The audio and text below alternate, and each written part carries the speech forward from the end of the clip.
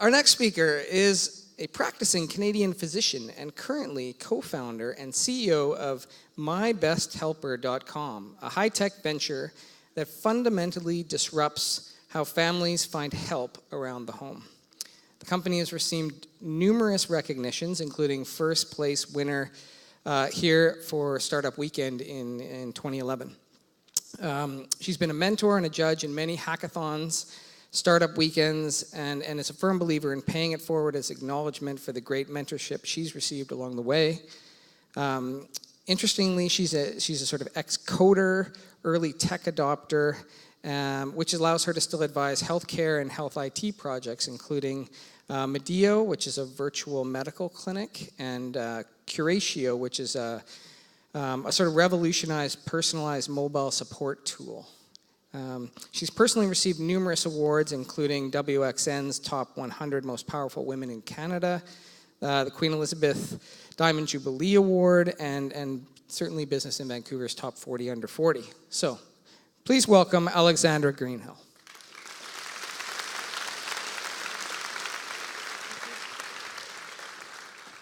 Hello, Vancouver. Woo-hoo! I am so psyched to be here. I'm a recent transplant, but I love this city. I finally came home to a place where people hug trees and care about the same issues as I do, and you've been an awesome audience. And so let me tell you a little bit about me, and then I'll have a gift for you at the end. This here is one of my first earliest memories of my childhood because my crazy parents took me traveling all over the world. So the place I remember was Italy, and this is Algeria. So we went from the culture of glitter and gold to desert and sand and incredible poverty, and also incredible happiness. I've never seen people as happy as those 4 years I spent in Algeria. And then, again, crazy parents. This here, for anyone who's not into medical stuff, is a DNA sample, electrolyzed, and if you read each line, that actually translates to your genetic code, and I had to do that when I was a kid because my mom was a geneticist, spent a lot of time in the lab, and then discovered my true love was actually not necessarily that, but was more related to this. And so at the bottom it says 128K, that stands for kilobytes. That's my first computer, the motherboard, because of course I opened it up, and I had to see what's inside the hood. It had a cassette tape, and its total capacity was 128 kilobytes. It plugged into your television, and I coded my first programs on this.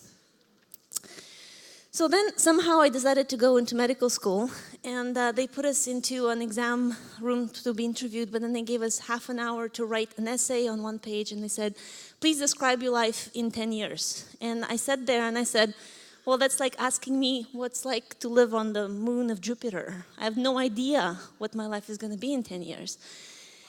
And then I thought about it and I said, oh my goodness, I have 20 minutes left. I better write something. So I said, well, I kind of know a few things that will happen in 10 years. My life will be meaningful. I'll be doing something that I care about that actually makes a difference in the world. And then I thought some more and I said, maybe there's a second thing that will happen. And I said, I love learning. So I will be spending all of my time learning more. And so now I'm running a startup. I can guarantee you that there's a plan for me to keep learning every day of my life for forever, because that's what it's like to build a company. And then I said the next thing that's definitely going to be present in my life is different people. It's meeting very different people from all kinds of walks of life, because I think people are fascinating. I think everyone in this audience has a passion and has a story, and I would love to know all of them. And through the randomness of us kind of colliding together at various events, we can accomplish amazing things, and it's going to be fun.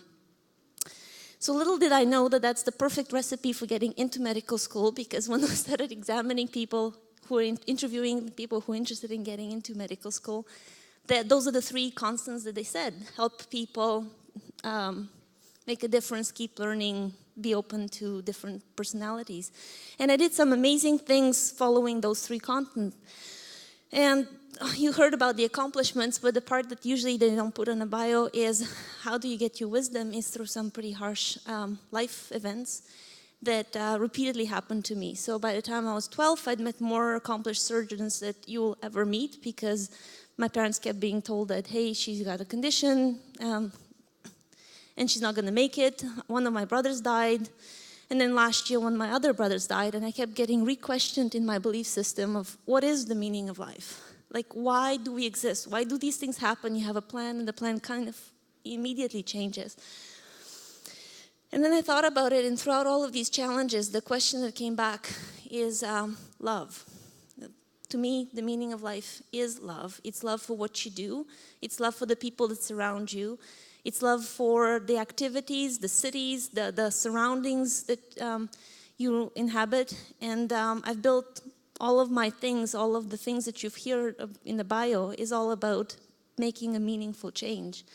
But you cannot receive love, you cannot give love, and you cannot feel love unless you have these three things. You need perspective, you need time, and you need an inner state of fullness so that you can actually give to others. So my little gift to you is these are how I came to see perspective. This is a glass half full, could be a glass empty. It all depends on how you consider it. And so the majority of us wake up in the morning and assume that everything we're planning is going to happen. 100% of our day is going to be perfect. And if you get up with that expectation in the morning, you're set for the top bar. So it's not going to be all perfect because the red part is probably not going to happen. Your day is probably going to unfold somewhere where the blue is. So for example, each morning I say, hey, I got up on time. I found matching socks. I actually know where my wallet is. And I'm out of the house. And that's already success. And everything else is a bonus. So if you start with that mindset, the entire day is just discovery. And it's like, yay. And maybe somebody in this audience might retweet me once, and that's happiness. And if you do it twice, that's even better. And it's all about how do you spend your time? Do you spend your time worrying about things, or do you spend it enjoying and looking forwards? So speaking of time, the reason we built My Best Helper is because it helps real people get spontaneity back. Be able to find the kind of caregivers that you need in order to come here tonight and enjoy this evening. There's so many people who could have come that didn't because they didn't know about this and they didn't book a babysitter. My gift to you is this. This in the brain is a center that gets activated anytime you think about thanking somebody. So 20% you feel better instantly. So the act of thinking of, this person was helpful to me 30 years ago will make you 20% instantly better right now. And if you want to get another 20%, you put it on a piece of paper or in an email and you send it to that person. And you will feel 40% better than you felt before you thought about thanking them and before you sending the email. And guess what the other person on the receiving end is going to feel? And that's passing along happiness, because the true meaning of life, bottom line, is love. And so please come over, retweet, email me, talk to me. I'd love to know your stories. And I love Vancouver. I think we all do. Thank you very much for listening to me today.